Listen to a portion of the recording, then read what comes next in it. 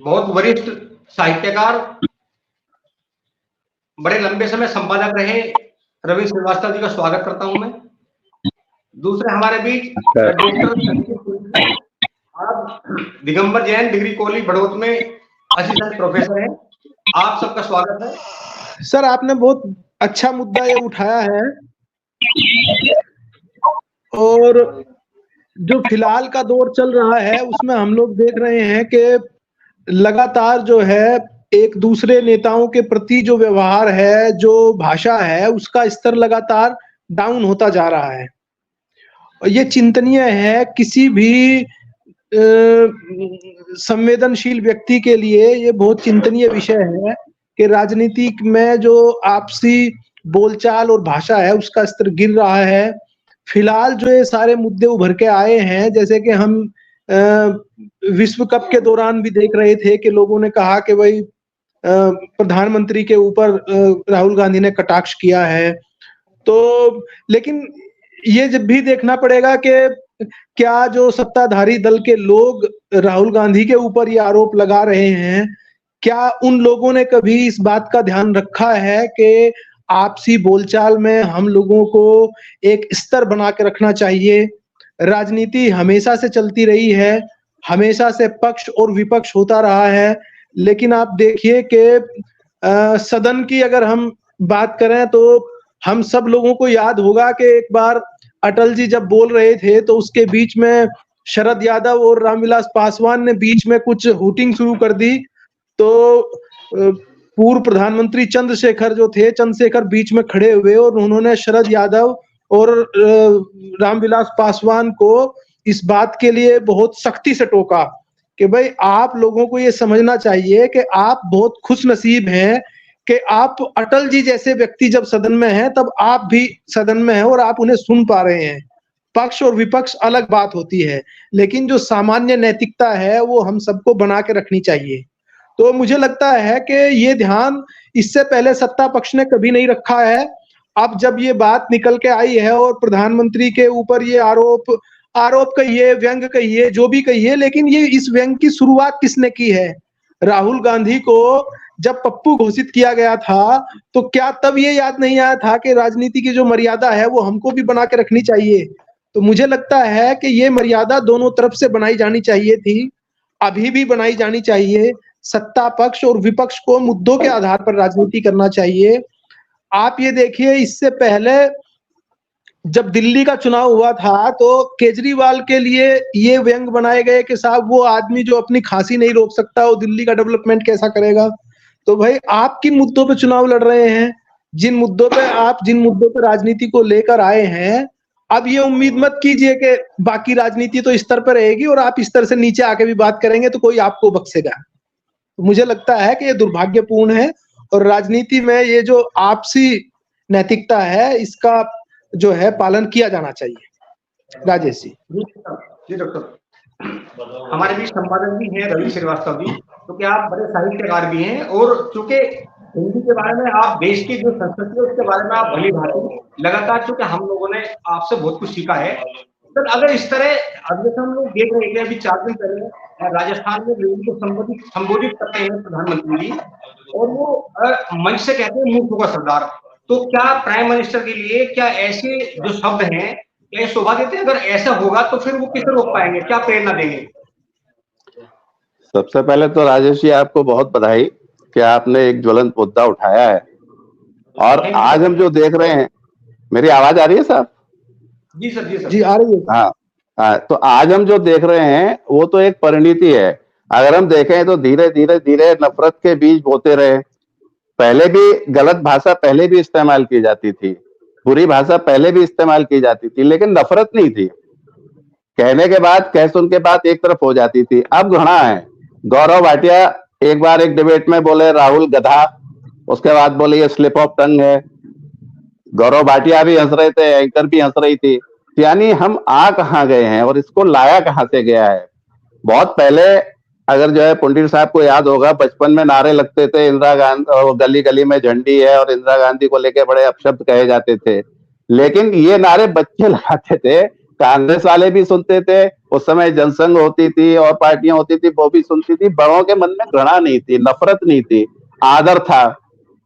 सदन के बाहर, सदन में जो लोग दुश्मन नजर आते थे वो सदन के बाहर जबैया डाले तो दिखते थे। अब दुश्मनी सदन के बाहर पहुंच गई है। सर्वनाश विधुड़ी के वाक्यों ने कर दिया जो उन्होंने सदन में बोला, वो मतलब सबसे निकृष्टतम सोच का नतीजा था जो देखा हमने। अब रही बात पनौती की या मूर्खों की सरदार की, तो जो आदमी कह रहा है मूर्खों का सरदार, उसने पनौती के लिए न्योता क्यों दिया? सबसे पहले जैसे ही 14 में आप बने प्रधानमंत्री, पेट्रोल की कीमत गिरी, तो आप दिल्ली चुनाव में भाषण दे रहे थे कि मैं नसीबों वाला हूं, मेरे नसीब से पेट्रोल सस्ता हो गया है। तो आप नसीब वाले को सुनो, बदनसीबों को क्यों चुनते हो? तो अगर पेट्रोल की कीमत गिरने पे आप नसीब वाले हो, तो आप मैदान में बैठे हो और मैच हार गए हो, पनौती किसी ने कह दिया, तो बुरा लगने का हक तो आप पहले ही खो चुके हैं। शुचिता खत्म हो गई है, मित्रता खत्म हो गई है, भावनाएं खत्म हो गई हैं। हम ऐसी जगह पर आ गए हैं कि जहां हमें नेताओं से उम्मीद नहीं करना है, नेताओं को सबक सिखाना है।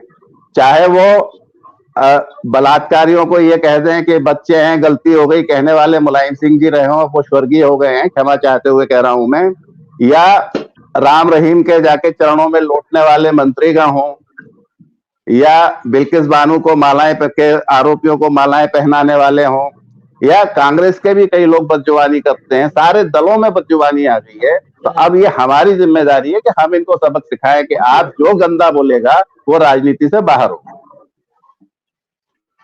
नहीं सर, इस तरह अगर जो वरिष्ठ नेता है जिनसे हम कल्पना करते हैं कि इनसे देश को अच्छे संस्कार मिलेंगे, एक अच्छा परिवेश मिलेगा, और जब उनकी जुबान पे इस तरह जहरीले बोल होते हैं तो इससे ये क्या प्रेरणा मिलेगी सब लोगों को? अभी जब 2019 में कर्नाटक में चुनाव के दौरान में राहुल गांधी ने कहा कि सभी चोरों के नाम मोदी मोदी कैसे हैं, तो इस पर तमाम वोट चले गए, उनकी सदस्यता के लिए। और जब बड़े मंच से देश के प्रधानमंत्री ये कहते हैं कि मूर्खों का सरदार, तो क्या ये अच्छे शब्द हैं? अरे मूर्खों का सरदार तो फिर भी काबिले बर्दाश्त है। जब वो जर्सी गाय कह सकते हैं सोनिया गांधी को, कांग्रेस की विधवा कह सकते हैं, तो अब इन शब्दों के लिए बहस करना बेमानी है। बात तो सिर्फ ये है, अगर चुनाव में सारी चीजें तो घर की हो गई हैं, गिरवी रख लिया है सबको। बजरंगबली का किस तरह से कर्नाटक में इस्तेमाल हुआ, महादेव का किस तरह से छत्तीसगढ़ में इस्तेमाल हुआ।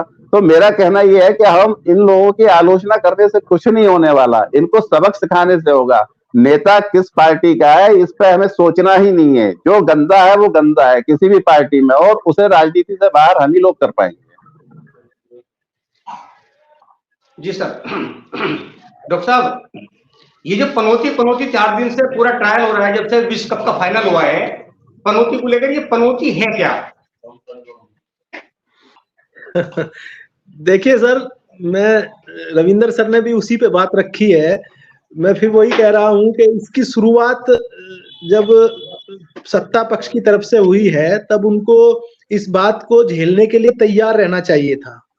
आप ये देखिए कि पिछले कुछ समय से ऐसे काम हुए हैं, जैसे प्रधानमंत्री जब हमारा एक इसरो का पहला, इससे चंद्रयान से पहले एक कार्यक्रम हो रहा था, उसमें पहुंच जाते हैं, बीच में वो फेल हो गया। उसके बाद जब दोबारा कोई, मेरे ख्याल से हॉकी का कोई मैच था, उसे देखने लगे, उसे हार गए। तो लोग अभी क्रिकेट मैच में आए, इसमें पहुंच गए। भाई क्या देश के प्रधानमंत्री के पास इतना समय होता है कि वो बैठ के किस क्रिकेट मैच देख रहा हो? आपको क्या ये नहीं लगना चाहिए कि साहब मणिपुर इसी देश का हिस्सा है? मैं कहता हूं केवल मणिपुर नहीं, अगर देश के किसी भी हिस्से में लोग परेशान होते हैं, जब प्रधानमंत्री बैठे हुए क्रिकेट मैच देख रहे हैं, उसी समय पे हमारे बीच के 41 आदमी एक टनल में फंसे हुए हैं, तो क्या देश के प्रधानमंत्री को यह शोभा देती है कि हमारे बीच के 41 आदमी जिंदगी और मौत से जूझ रहे हैं और प्रधानमंत्री बैठ के मैच देख रहे हैं? अगर आपका ऐसा व्यवहार होगा तो फिर आपको इस सब के लिए तैयार रहना पड़ेगा। और वही जो रविंद्र सर ने कहा है कि इस गिरावट की शुरुआत उन्होंने खुद की है। उन्होंने सोनिया गांधी के लिए, मनमोहन सिंह के लिए, राहुल गांधी के लिए और बाकी लोगों के लिए क्या क्या शब्दों का यूज किया है। तो जब आपने ये मर्यादा बना के नहीं रखी है, तो अब आप पनौती सुनने के लिए तैयार रहिए। आप क्या करने मैच में गए थे भाई? देश के प्रधानमंत्री को इतना समय है कि आप मैच देखने जा रहे हैं। देखिए, नेता का मतलब होता है गार्जियन, और गार्जियन नहीं, बिल्कुल पिता के समान। अगर किसी बाप की 41 औलादें जिंदगी और मौत से जूझ रही हो, और ऐसे लोग जो हैं पॉलिटिशियन हमारे, वो सत्ता पक्ष विपक्ष कोई भी है, वो बैठ के मैच देख रहे हो, तो कौन आदमी उनसे अपना नेता होने की उम्मीद करेगा? तो मुझे लगता है इसकी शुरुआत इन्होंने की है, और ये राजनीति में गिरावट है। मुझे ये भी लगता है कि ये सब काम जानबूझ के किए जाते हैं, क्योंकि जो सही मुद्दों की राजनीति है, कोई भी राजनीतिक दल उससे राजनीति को भटकाने की कोशिश करता है। और सही राजनीति रोजगार की है, सही राजनीति महंगाई की है, सही राजनीति इंफ्रास्ट्रक्चर की है। मुझे लगता है ये लोग चुनाव में इन सब मुद्दों पे बात ही नहीं करते हैं। केवल कौन पप्पू है, कौन पनौती है, पूरे चुनाव को यहाँ लेके आ जाते हैं, फिर इन्हें कुछ करने की जरूरत नहीं पड़ती है। तो आप ये मानिए कि ये शुरुआत इन्होंने की थी, लेकिन जैसा आप बोएंगे ऐसा आप काटेंगे, उसे काट रहे हैं। सर मेरा मानना ये है कि जो लोकसभा का चुनाव आने वाला है, अभी 5 राज्यों में विधानसभा के चुनाव हुए भी हैं, तो क्या जो पॉलिटिकल लोग हैं उन्हें महंगाई पर चर्चा नहीं करनी चाहिए, उन्हें रोजगार पर चर्चा नहीं करनी चाहिए? इस समय जो देश में पोल्यूशन एक बड़ी समस्या बन गया है, लगातार महामारी फैल रही है, इसके बारे में कुछ चर्चा नहीं करनी चाहिए? हमें लगता है कि पॉलिटिकल लोग इस तरह की भाषा बोल के लोगों को डाइवर्ट करते हैं, और अब जो देश के नौजवान हैं, युवा हैं, उन्हें इस पर भी आवाज उठानी चाहिए कि जो मुद्दे हैं सिर्फ मुद्दों पे बात हो, और इस तरह की बात होगी, इस तरह बिगड़े बोल बोलोगे, जहरीले बोल बोलोगे, तो इसमें हमें लग रहा है कि इसका विरोध भी करना चाहिए, इस पर घमासान भी करना चाहिए। जी सर। राजेश जी, मैं आपकी बात पे आने के पहले पुंडी साहब से बात कर रहा था, मैं उनसे 100% सहमत हूं। आज की तारीख में हिंदुस्तान की सबसे बड़ी समस्या उन 41 मजदूरों को बचाने की है जो सरकारी काम करते हुए उन लोगों के कारण, जो भ्रष्टाचार के कारण, जिन्होंने नियम कायदों का पालन नहीं किया, अपनी जान पे खेल रहे हैं। उनके लिए प्रधानमंत्री को फुर्सत नहीं है। वो दिवाली मनाते हैं, वो क्रिकेट मैच देखते हैं, वो चुनाव का प्रचार करते हैं, लेकिन मजदूरों के लिए फुर्सत नहीं है उनके पास। अच्छा, मोदी जी के पास फुर्सत नहीं है, किसी पार्टी के पास, किसी राजनीतिक दल के पास उन मजदूरों के लिए समय नहीं है। वो बच जाएंगे, भगवान उनको निश्चित रूप से बचाएगा।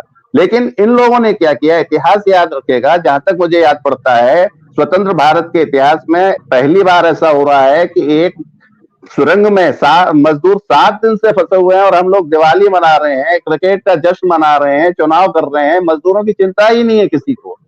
और जिन लोगों के कारण, जिनके भ्रष्टाचार के कारण ये हादसा हुआ, उनके खिलाफ आज तक एक्शन लेने की तो बात अलग है, उनकी पहचान तक करने की कोशिश नहीं की गई। तो जो लोग ये नहीं कर पा रहे हैं, आप उनसे कैसे उम्मीद कर सकते हैं कि वो मुद्दों पे चुनाव लड़ेंगे? मुद्दों पे कोई चुनाव नहीं लड़ता। आज अगर छत्तीसगढ़, मध्य प्रदेश में चुनाव है, राजस्थान में वहां 500 रुपए का सिलेंडर दे दिया जाता है। जिन राज्यों में आपकी सरकारें पहले से, वहां 500 रुपए का सिलेंडर क्यों नहीं दे पा रहे हैं आप? है ही नहीं मुद्दे इन लोगों के पास। मुद्दे नहीं है, इसीलिए ये सारी चीजें होती है कि आप शब्द कर दो। अभी कोई भी चुनाव आता है, 24 के पहले भी या तो कृष्ण जन्मभूमि का मुद्दा आगे आ जाएगा, या कोई दूसरा धार्मिक मुद्दा आगे आ जाएगा। मुद्दों की चिंता है किसे? पुंडी साहब से मैं बिल्कुल 100% सहमत हूँ। सर, ये हमें लगता है कि जो टोटल राजनीतिक दल हैं, ये मुद्दों से बचने के लिए इस तरह की भाषा बोलते हैं और जनता को डाइवर्ट करते हैं कि कहीं जनता मुद्दों पे ना आ जाए। बिल्कुल सही कह रहे हैं, बिल्कुल सही कह रहे हैं। तो सर आज सर शो में आप आए, सर आपको बहुत बहुत धन्यवाद, बहुत बहुत साधुवाद। और सर सेव इंडिया न्यूज लगातार बहुत सारे जो इशू है करंट के, सर पॉलिटिकल मामले हैं, का मामला है, जो बहुत सारे मामले हैं, लगातार हम लोग सर संवाद करेंगे। हमें लगता है कि जब अच्छी बातें निकल कर आएंगी, हम लोग बेरोजगारी पे बात करेंगे। बहुत अच्छा काम कर रहे हैं, और आप ऐसे विद्वानों को जोड़ रहे हैं। आज पुंडी साहब से मेरी पहली मुलाकात है, लेकिन मुझे बहुत अच्छा लगा उनको सुन के। सर हम लोग खेत पे बात करेंगे, खेत किसानी में बात करेंगे, मजदूर में बात करेंगे, और लगातार संवाद करते रहेंगे। आज सर ये था पूरे देश में, इधर पनौती, इधर ये सब चल रहा है, इसके लिए आप सब आए। सर आपको बहुत बहुत धन्यवाद, साधुवाद, नमस्कार।